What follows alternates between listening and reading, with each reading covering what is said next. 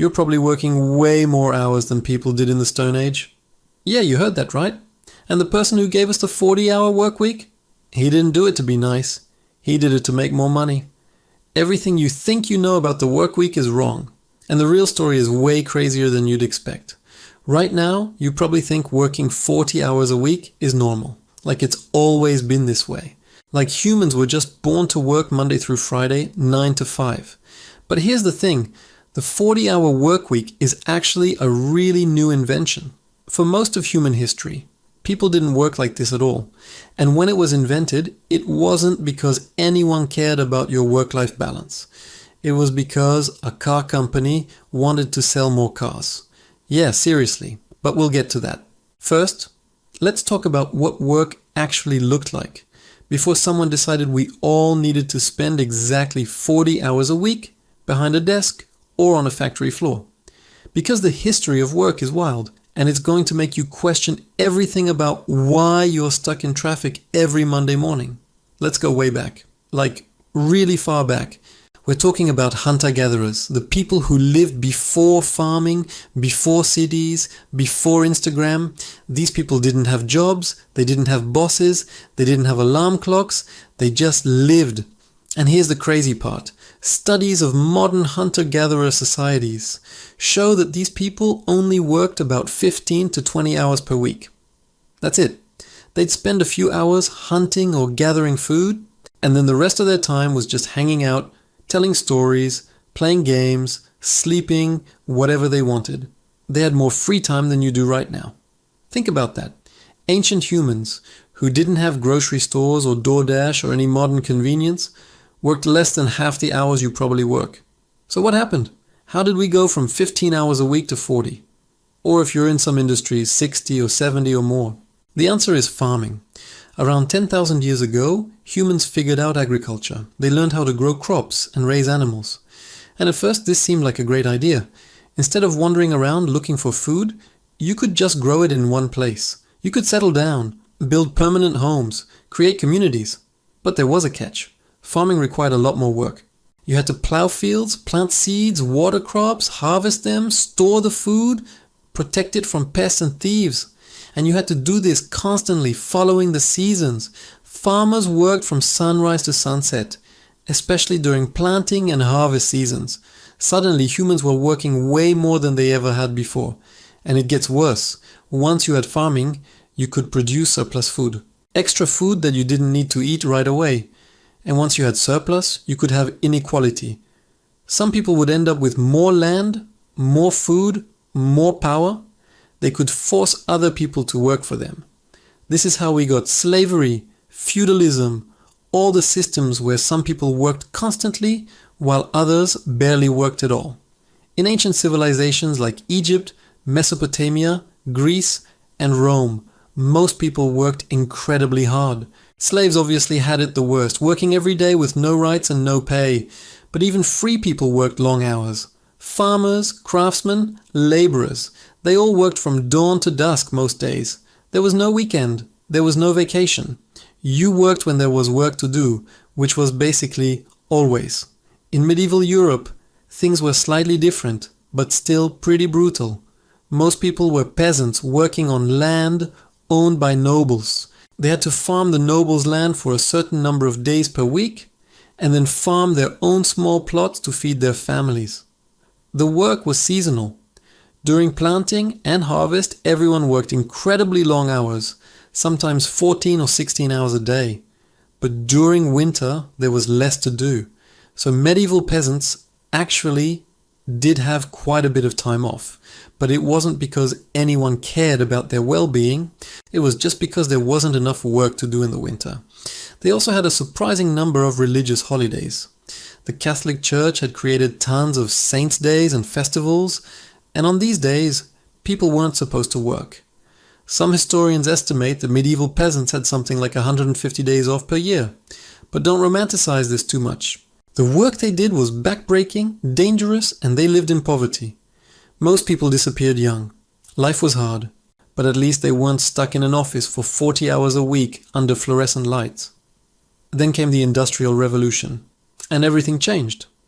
This started in Britain in the late 1700s and spread to Europe and America through the 1800s. Suddenly, there were factories, machines that could produce goods way faster than any human could by hand. And factory owners realized they could make a ton of money if they could just keep those machines running as long as possible. So they did. Factory workers in the early Industrial Revolution worked insane hours. We're talking 12 to 16 hours a day, 6 or 7 days a week. Children as young as 5 or 6 worked in factories and mines. There were no safety regulations. People breathed in toxic fumes. They worked in darkness and heat and cold, and they were paid almost nothing. Factory owners didn't care if their workers were tired or sick or vanishing. If someone couldn't work anymore, there were plenty of other desperate people who needed the job. Workers were seen as just another part of the machine, something you use until it breaks and then you replace it. This was arguably the worst time in human history to be a regular working person. You worked longer hours than a medieval peasant, in worse conditions, with less time off, for barely enough money to survive. And you couldn't even quit because there were no other options. If you didn't work in the factory, you starved. But people started to push back. Workers began organizing. They formed unions, groups of workers who would band together to demand better conditions. And factory owners hated this. They tried everything to stop unions. They hired thugs to beat up organizers. They bribed politicians to pass laws against unions.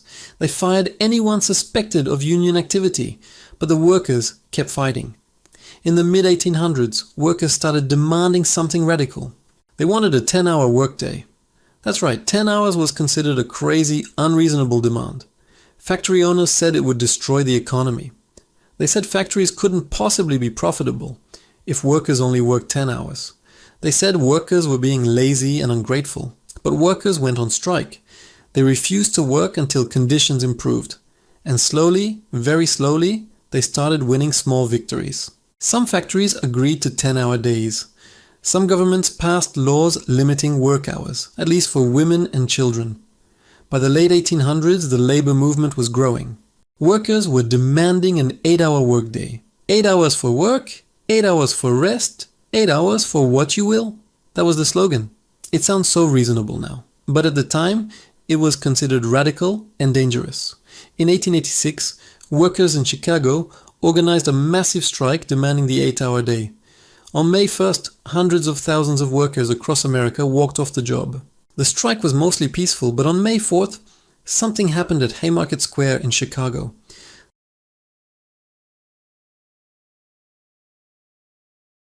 Several people disappeared. The exact details are still debated, but what's clear is that the government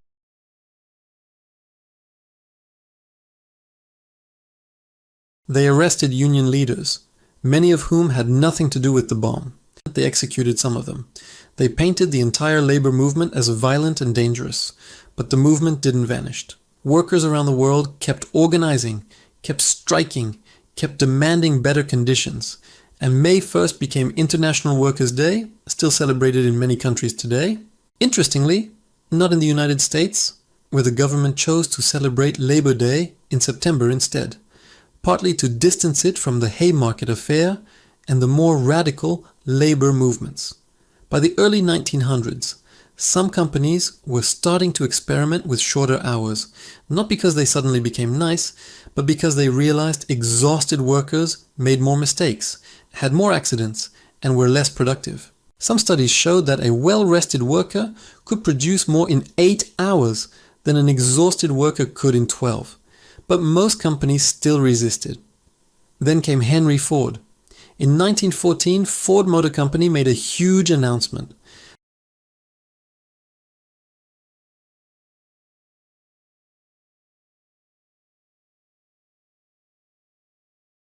They said he was spoiling his workers, that he'd go bankrupt, that this would destroy American business.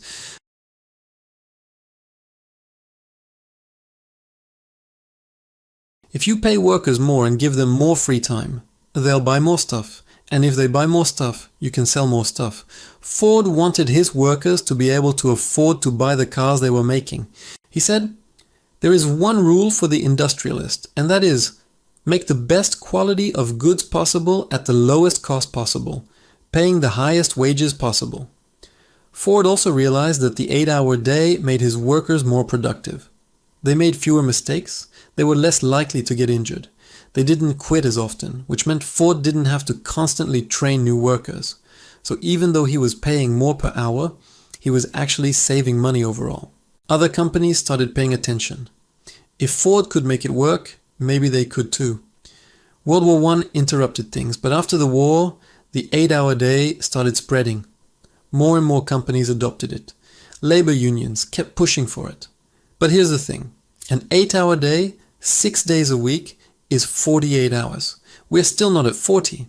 The 40-hour work week didn't become standard until the 1920s and 1930s. Henry Ford was involved in this too. In 1926, Ford Motor Company announced they were moving to a 5-day, 40-hour work week. They'd be closed on Saturday and Sunday. Again, people thought this was crazy. But Ford had another insight. He realized that if workers had 2 days off, they'd have time to go places and do things. And to go places, they'd need cars.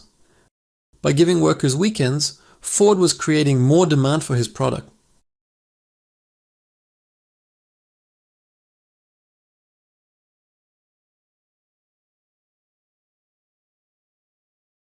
Then came the Great Depression in 1929. The economy collapsed. Millions of people lost their jobs.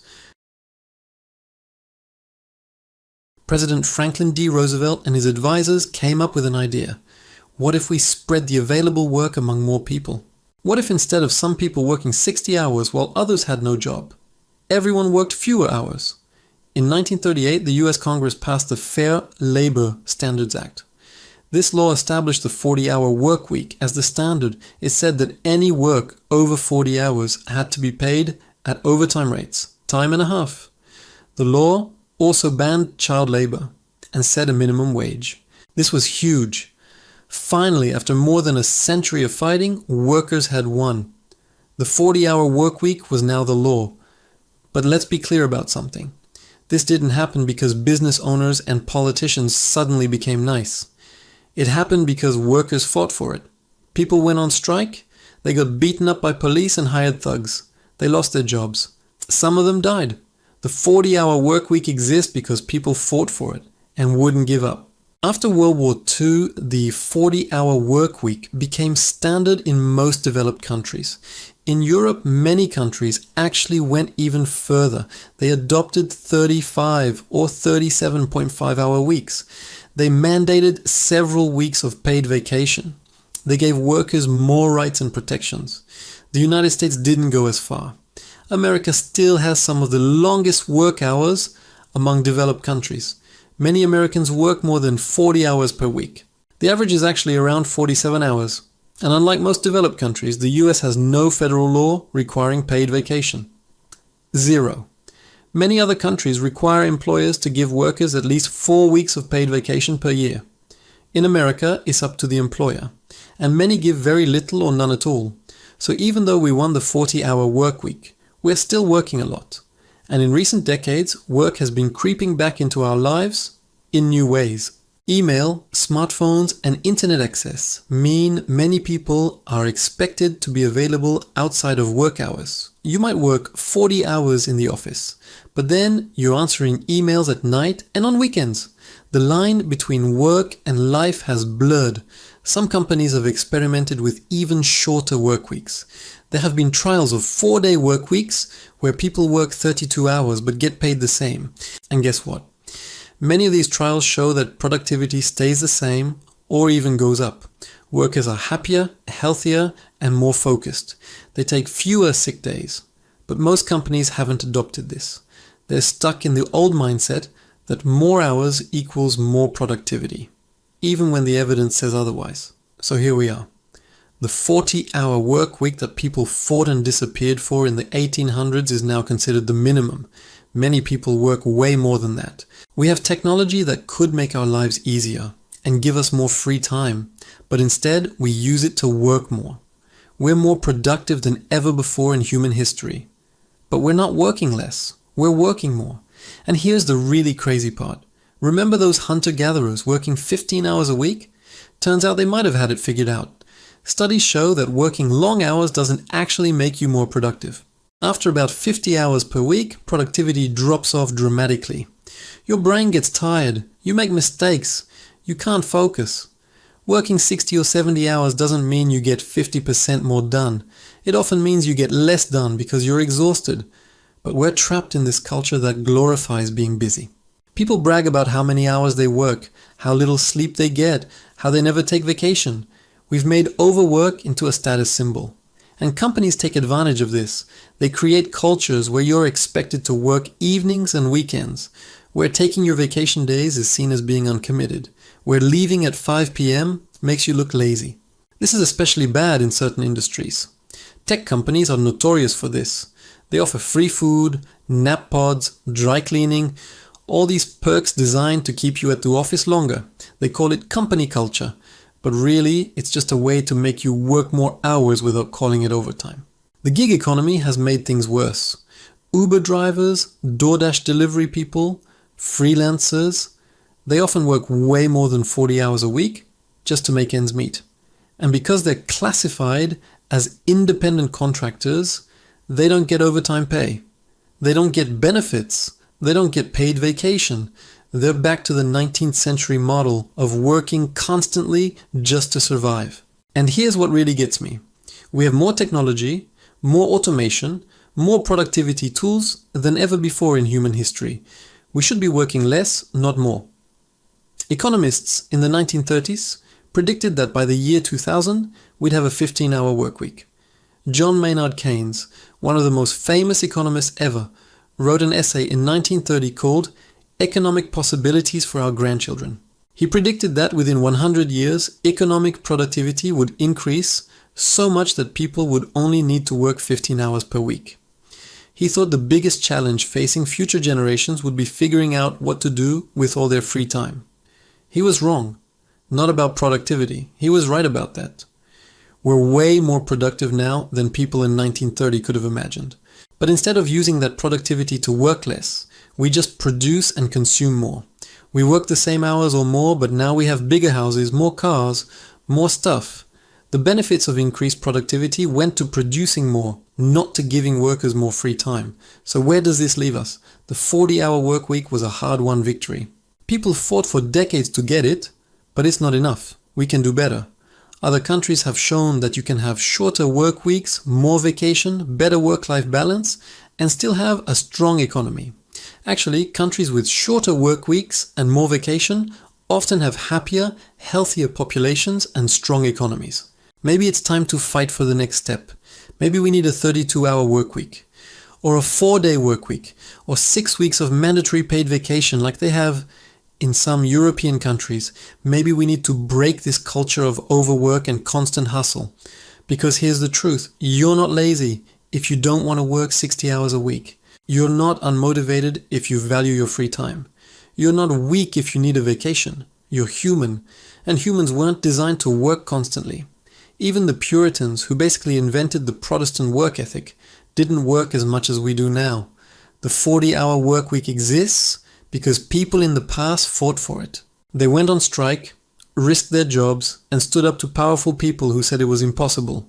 And they won. So maybe it's time to fight for the next improvement. Because if history has taught us anything, it's that working conditions don't improve on their own. They improve because people demand better. The question is, are we going to accept things as they are? Or are we going to demand better? The people who gave us the 40-hour work week didn't accept the status quo. They imagined something better and fought for it. Maybe it's our turn to do the same. Hit subscribe if you want more history that actually matters.